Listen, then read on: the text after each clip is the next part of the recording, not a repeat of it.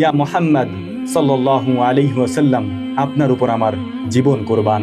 এই পৃথিবীর সমস্ত মাখলুক এবং সমস্ত মানুষ থেকে আমরা সব থেকে বেশি ভালো যাকে বাসি তার নাম আকায়ে নামদার তাজেদারে মদিনা নবী মুহাম্মদুর রাসূলুল্লাহ সাল্লাল্লাহু আলাইহি ওয়াসাল্লাম। পৃথিবীতে এই ঘটনা খুবই বিরল যে নবী করিম সাল্লাল্লাহু আলাইহি ওয়াসাল্লামের নাম মুখে নিলে সেখানে তাদের বিরুদ্ধে ব্যবস্থা নেওয়া হয়। আল্লাহ নবী সাল্লাল্লাহু আলাইহি ওয়াসাল্লাম কোনো একটি নির্দিষ্ট ধর্মের জন্য আসেননি। আল্লাহ রাব্বুল আলামিন তার প্রিয় হাবিব সাল্লাল্লাহু আলাইহি ওয়াসাল্লামকে পৃথিবীতে পাঠিয়েছিলেন এই পৃথিবীর সমস্ত মানুষের কল্যাণে, মানবতার কল্যাণে।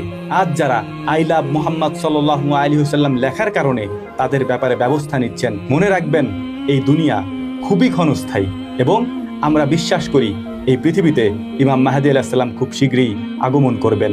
আমরা বিশ্বাস করি এই পৃথিবীতে ইমাম মাহদী আলাইহিস সালামের পর 40 বছর পর্যন্ত শাসন করবেন হযরতে ঈসা আলাইহিস সালাম। এই কথাগুলি কেন বলছি এবং টাইটেলে আমরা কেন লিখেছি আই লাভ মুহাম্মদ সাল্লাল্লাহু আলাইহি ওয়াসাল্লাম, ইতিমধ্যে এই ঘটনা আপনি হয়তো জানেন এবং যদি না জেনে থাকেন হয়তো আপনি জেনে যাবেন। তবে এটা খুবই গুরুত্বপূর্ণ একটা